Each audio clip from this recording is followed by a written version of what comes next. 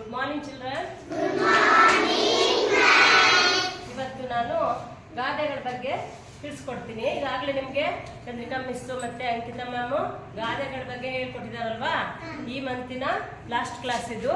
ನಾನು ಒಂದು ಗಾದೆ ಬಗ್ಗೆ ನಿಮಗೆ ತಿಳಿಸ್ಕೊಡ್ತೀನಿ. ಗಾದೆಗಳು ವೇದಗಳಿಗೆ ಸಮ. ಇವು ವೇದ ಸುಳ್ಳಾದ್ರೂ ಗಾದೆ ಸುಳ್ಳಾಗಲ್ಲ ಅನ್ನೋ ಮಾತು ಇದೆ. ಈ ಗಾದೆ ಮಾತುಗಳನ್ನ ಹಿರಿಯರು ನುಡಿದಂತ ನುಡಿ ಮುತ್ತುಗಳು ಇವು.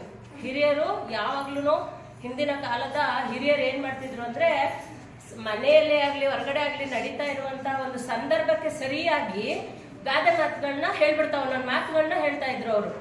ಅವೇ ಗಾದೆ ಮಾತುಗಳು ಈಗ ಉಳ್ಕೊಂಡಿರೋದು. ಇದು ಅಕ್ಷರಶಃ ಸತ್ಯನೂ ಸಹ. ಇದು ಗಾದೆ ಮಾತುಗಳು ಸುಳ್ಳಲ್ಲ, ಸತ್ಯ.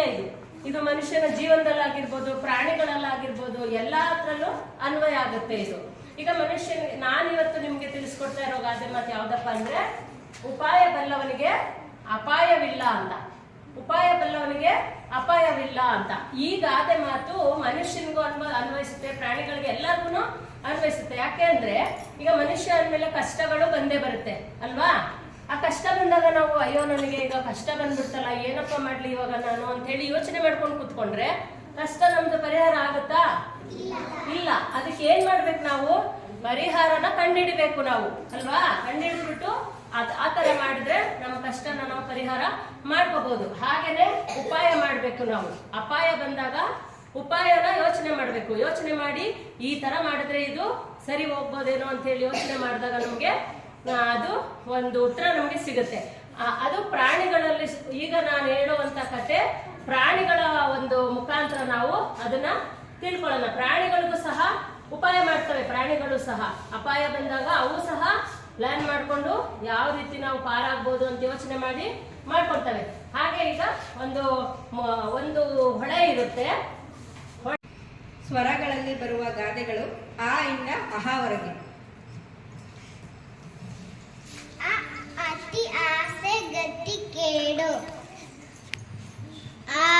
ಆಪತ್ಕಾಲದಲ್ಲಿ ಆದವನೇ ನೆಂಟ. ಈ ಇಬ್ಬರು ಜಗಳ, ಮೂರನೇ ಅವನಿಗೆ ಲಾಭ. ಈಸಬೇಕು, ಇದ್ದು ಜಯಿಸಬೇಕು. ಉಪ್ಪಿಗಿಂತ ರುಚಿ ಇಲ್ಲ, ತಾಯಿಗಿಂತ ಬಂಧು ಇಲ್ಲ.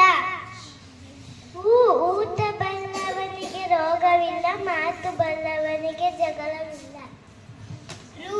ಋಷಿಗಳ ವಾಕ್ಯ ವೇದವಾಕ್ಯ. ಎತ್ತಿಗೆ ಜ್ವರ ಬಂದರೆ ಎಮ್ಮೆಗೆ